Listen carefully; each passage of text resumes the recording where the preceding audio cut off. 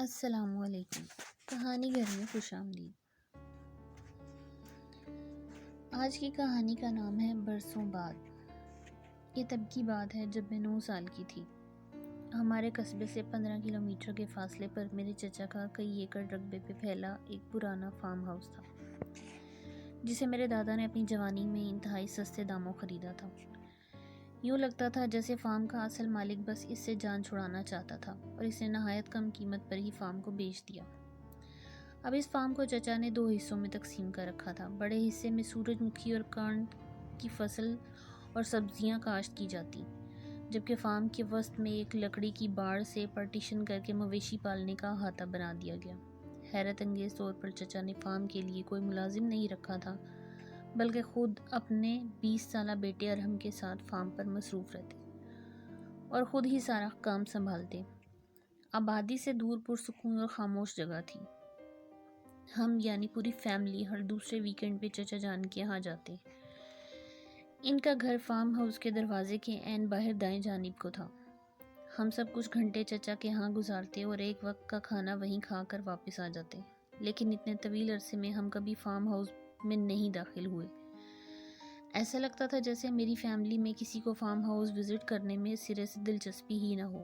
میں نے چند مرتبہ چچا سے فارم ہاؤس کی سیر کرنے کی خواہش کا اظہار کیا، تاہم انہوں نے ہر مرتبہ کوئی نہ کوئی بہانہ بنا کر مجھے صاف منع کر دیا اور مجھے ہر مرتبہ مایوسی کا سامنا کرنا پڑا۔ لیکن اس سپہر جب ہم چچا کے گھر تھے اور موسم بھی بہت اچھا تھا تو مجھے فارم میں داخل ہونے کا موقع مل گیا۔ تاہم یہ میری زندگی کی ایک بھیانک غلطی ثابت ہونے والی تھی۔ حسب معمول سب کھانا کھانے کے بعد چائے پیتے ہوئے خوش گپیوں میں مشغول تھے۔ وہاں چونکہ میرا ہم عمر کوئی نہیں تھا، اسی لیے اکثر و بیشتر میں بور ہی ہوتی رہتی تھی۔ اس دن بھی بوریت کی وجہ سے میں چپکے سے اٹھ کے باہر صحن میں آ گئی۔ گھر کے چوبی دروازے کا ایک پٹ کھلا، جس سے چند فٹ کے فاصلے پر فارم ہاؤس کا مرکزی پھاٹک صاف نظر آ رہا تھا، اور اس دن اس پھاٹک پر باہر سے وہ بھاری تالا نظر نہیں آ رہا تھا جو اکثر و بیشتر وہاں لگا رہتا۔ میں نے ادھر ادھر دیکھا اور کسی کو بھی اپنی طرف متوجہ نہ پا کر خاموشی سے گھر سے باہر قدم رکھ دیا۔ باہر جاتے ہی میں تجسس اور ایکسائٹمنٹ کے ساتھ فارم ہاؤس کے پھاٹک کی طرف بڑھی اور پھاٹک پر پہنچ کر دروازے کو دھکیلا، لیکن وہ بھاری دروازہ اپنی جگہ سے نہ ہلا۔ میں نے دونوں ہاتھوں سے پورا زور لگا کر اسے اندر کی جانب دھکیلنے کی کوشش کی اور بمشکل دروازہ اتنا سا کھل پایا کہ میں سکڑ سمٹ کر اندر داخل ہو سکوں۔ چند لمحوں میں فارم کے اندر تھی۔ وہاں فارم پر سورج مکھی کے لہلہاتی فصل اور زرد پھولوں کا سمندر دیکھ کر بے اختیار میرے منہ سے ستائشی فقرے جاری ہو گئے۔ بھلا اتنی خوبصورت جگہ کو کوئی کیوں چھپا کے رکھنا چاہے گا؟ میں نے سورج مکھی کی فصل کے بیچوں بیچ بنی پگڈنڈی پر آگے بڑھتے ہوئے سوچا۔ فارم پر ایک گہری خاموشی طاری تھی، جس میں محض وقتاً فوقتاً پرندوں کی چہچہاہٹ ہی سنائی دے رہی تھی۔ سورج مکھی کا کھیت ختم ہوتے ہی سبزیوں کی کیاریاں شروع ہو گئیں، جو 3 فرلانگ تک پھیلی ہوئی تھیں، اور ان کے پار لکڑی کے تختوں سے بنا ایک احاطہ نظر آ رہا تھا، جس میں لکڑی کے ہی بنے 2 چھوٹے اور ایک بڑا ہٹ دور سے ہی پرانے اور بوسیدہ لگ رہے تھے۔ سبزیوں کی ایک کیاری کے اندر سے گھومتی پھرتی میں احاطے کی چوبی دروازے پر پہنچ گئی۔ اس پر کوئی کنڈی یا لاک نہیں تھا اور دھکیلنے پر آسانی سے کھل گیا۔ احاطے میں قدم رکھتے ہی مجھے ایک عجیب سی بے چینی کا احساس ہوا۔ ایسا لگا جیسے مجھے کوئی دیکھ رہا ہو۔ میں نے آس پاس چاروں طرف نظریں دوڑائیں، مگر احاطہ بالکل خالی تھا۔ وہاں انسان تو کیا، کوئی مویشی بھی اس وقت موجود نہ تھا۔ یقیناً سب جانوروں کو اس وقت احاطے کی پشت پر چرنے کے لیے چھوڑا گیا ہوگا، میں نے سوچا۔ سامنے موجود سب سے بڑے ہٹ کا دروازہ کھلا تھا۔ اس کمرے میں جانوروں کے لیے سردیوں میں کھلانے کے لیے بھوسا اکٹھا کیا گیا تھا، اور بھوسے کو ایک بہت بڑے ڈھیر کی صورت میں کمرے کے وسط میں رکھ کر اسے ترپالوں سے مکمل ڈھک دیا گیا تھا۔ یہ ڈھیر کافی بلند تھا اور چھت سے تھوڑا ہی نیچے تھا۔ اسی وقت مجھے نہ جانے کیا سوچی کہ میں نے اس ڈھیر پر چڑھنے کا فیصلہ کیا۔ میں دیکھنا چاہتی تھی کہ میں اس کی چوٹی سے چھت کو چھو سکتی ہوں یا نہیں، اور یوں میں نے ایک طرف سے بھوسے کے ڈھیر پر چڑھنا شروع کر دیا۔ چوٹی پہ چڑھ کے میں نے چھت کو چھوا ہی تھا کہ دائیں جانب سے ابھرنے والی کچھ تیز کریا آوازوں سے کمرے پر چھائی خاموشی ٹوٹ گئی۔ ایسے لگ رہا تھا جیسے کوئی جانور اپنے ناخنوں سے لکڑی کو کورید رہا ہو۔ میں نے تیزی سے چہرہ گھما کر اس جانب دیکھا تو ایک بھیانک منظر میری آنکھوں کے سامنے تھا۔ وہ جو کچھ بھی تھا دیواروں کے ایک کونے میں سکڑا سمٹا دیوار کی جانب منہ کیے اپنے دونوں ہاتھوں سے دیوار کو کورید رہا تھا، اور اسی وجہ سے وہ مکروہ آوازیں پیدا ہو رہی تھیں۔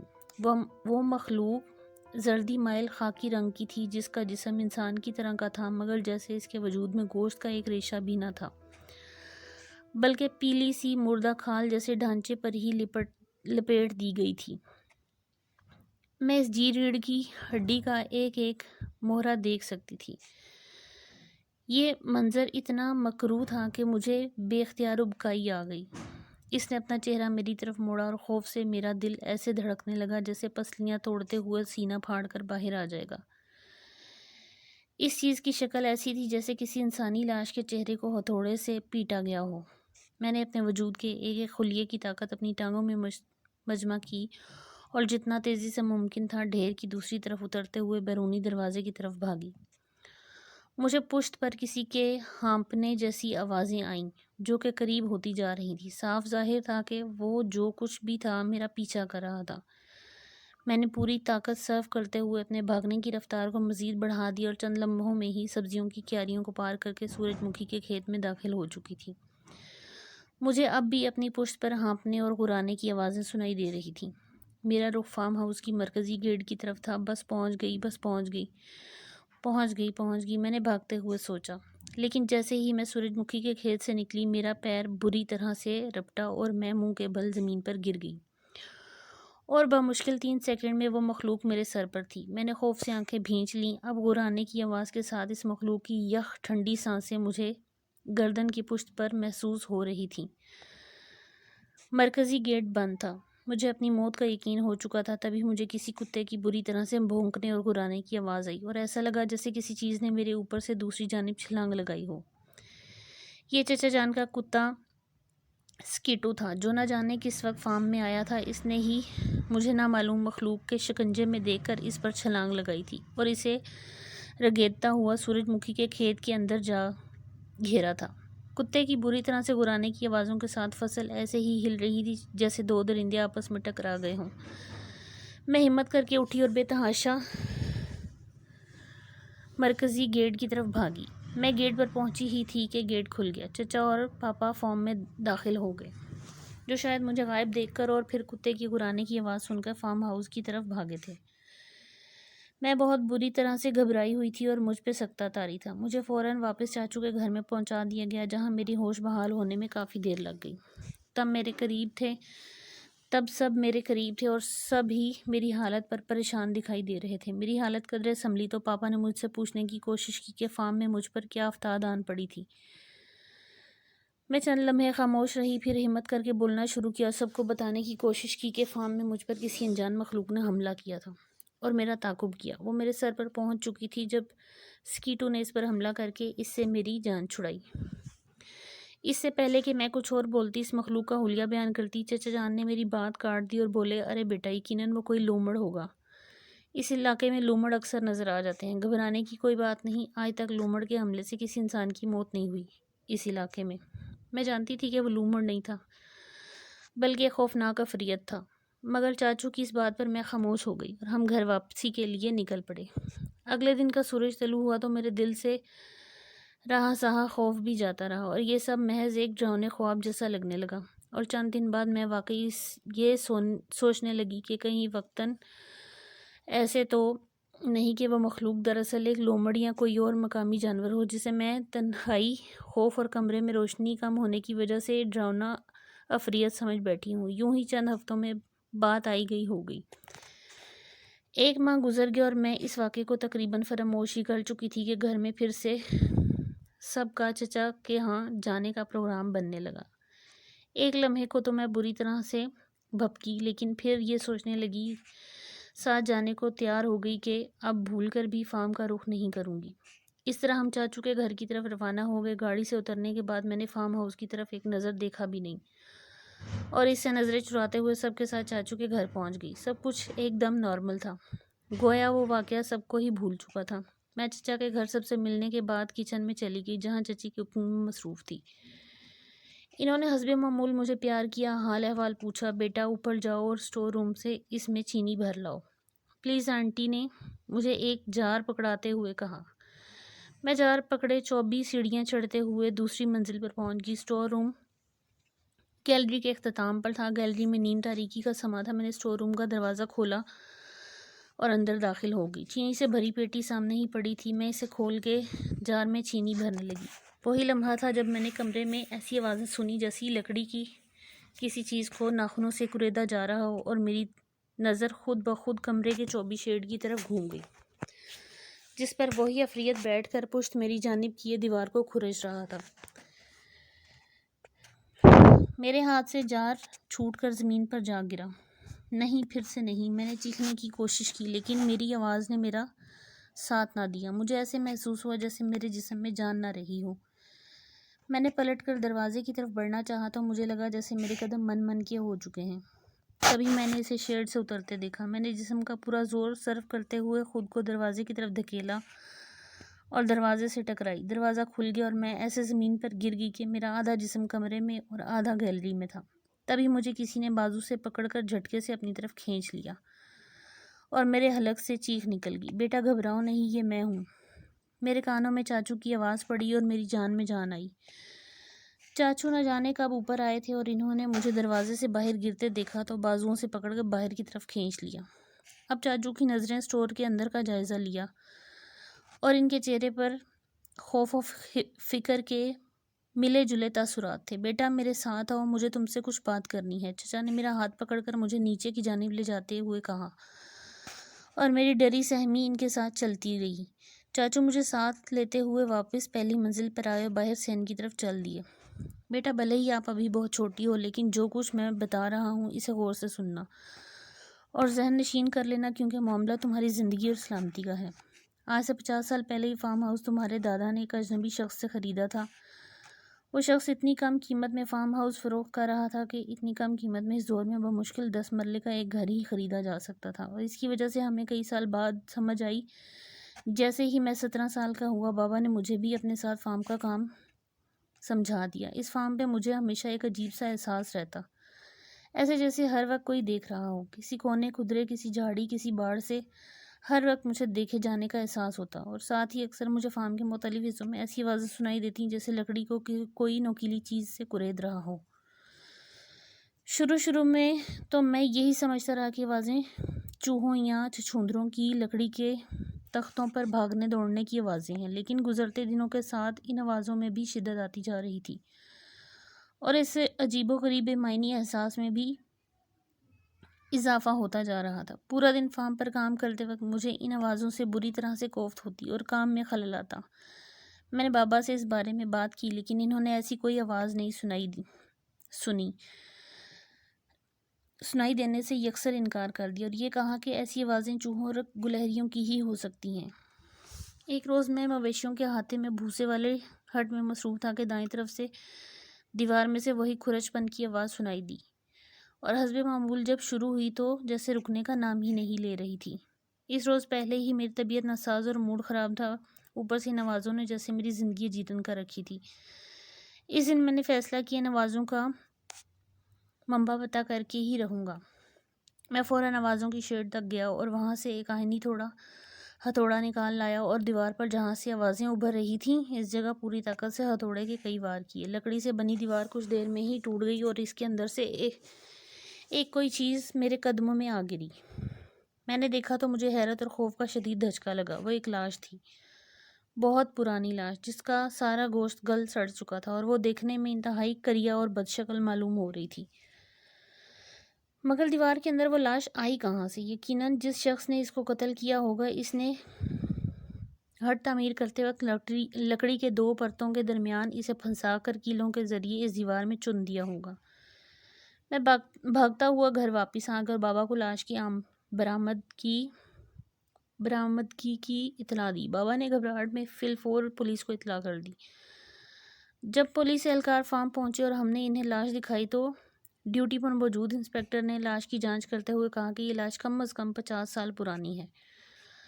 پولیس نے ضروری کارروائی کرنے کے بعد لاش کو تحویل میں لیا اور سرکاری سردخانے تک پہنچا دیا۔ پولیس نے ہم سے فارم کے سابق مالک سے متعلق کوائف طلب کیے اور بابا نے انہیں فارم کی فروخت کی دستاویزات فراہم کر دیں۔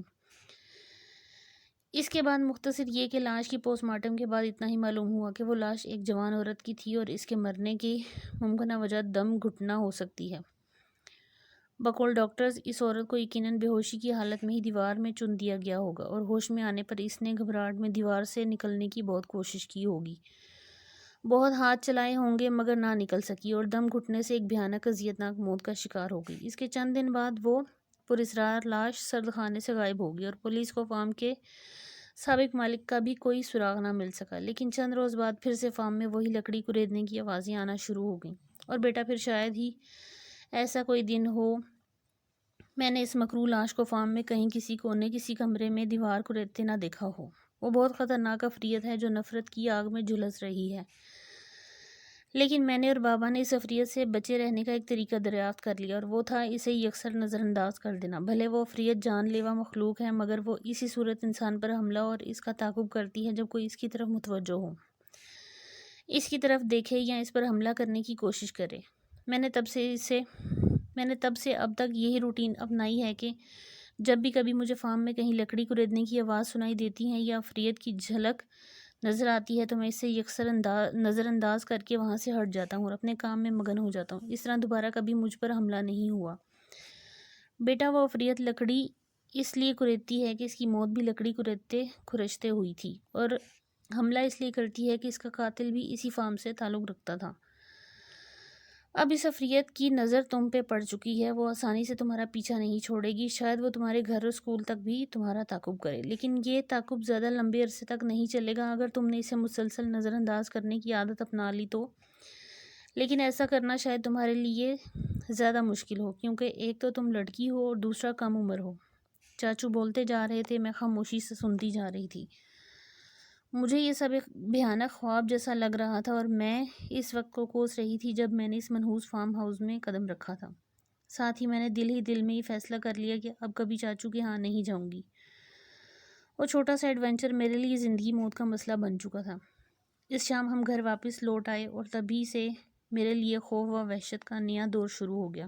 اس رات میں نے حسب معمول ہوم ورک مکمل کرنے کے بعد اگلے دن کے لیے اسکول بیگ تیار کیا اور سونے کے لیے لیٹی۔ ابھی کمبل اوڑھا ہی تھا کہ مجھے ایسی آوازیں سنائی دیں جیسے کوئی میرے بیڈ روم کے دروازے کو باہر سے کھرچ رہا ہو۔ ساتھ ہی مجھے ایسی آوازیں سنائی دینے لگیں جیسے کوئی کھڑکی کے شیشے پر انگلی سے دستک دے رہا ہو۔ میں نے چاچو کی ہدایت پر عمل کرتے ہوئے سختی سے آنکھیں بھینچ لیں، کمبل کو خوب اچھی طرح اپنے گرد لپیٹ لیا، آیت الکرسی کا ورد کرتے ہوئے سونے کی کوشش کرنے لگی۔ کافی دیر تک وہ مکروہ آوازیں سنتے سنتے میری آنکھ لگ گئی۔ خواب میں نے دیکھا کہ میں پتھروں سے بھری ایک نیم تاریک وادی میں ننگے پاؤں بھاگ رہی ہوں اور وہی خونی عفریت میرا پیچھا کر رہی ہے۔ نوکیلے پتھر لگنے سے میرے پاؤں زخمی ہو رہے تھے اور ان میں سے خون بہتا ہوا زمین پر میرے قدموں کے نشان بنا رہا تھا۔ اچانک ایک پتھر سے ٹھوکر لگی اور میں منہ کے بل گر گئی۔ آن کی آن میں وہ عفریت میرے سر پر پہنچ جاتی ہے اور اپنے نوکیلے پنجوں سے میرے جسم کا ایک ایک عضو ادھیڑ کر رکھ دیتی ہے۔ یہ خواب دیکھ کر خوف کے مارے میری آنکھ کھل گئی۔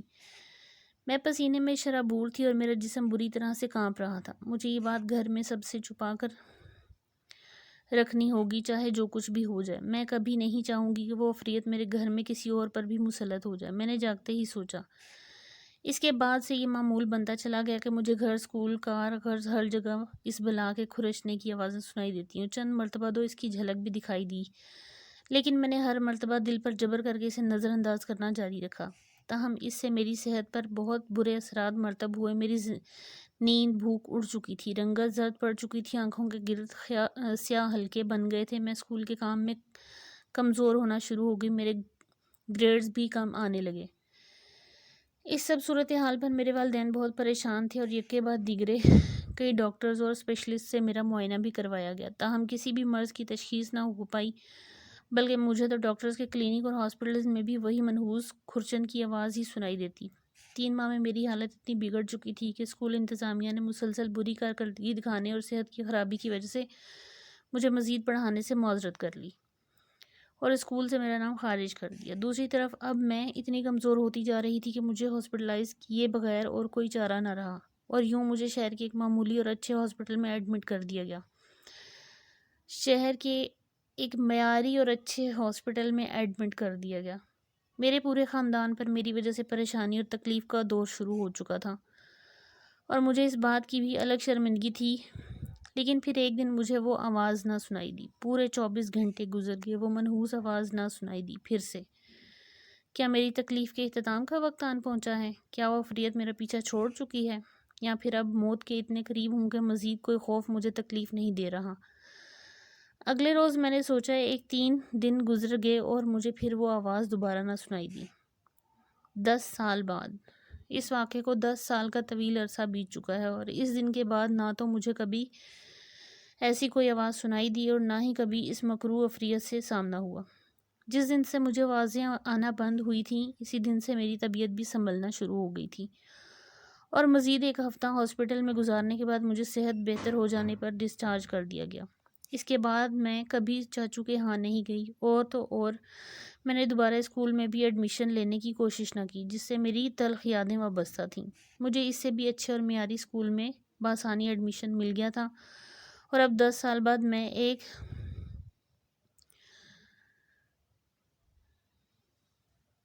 پروسیکیوٹر کی حیثیت سے اپنی عملی زندگی کا آغاز کر چکی ہوں۔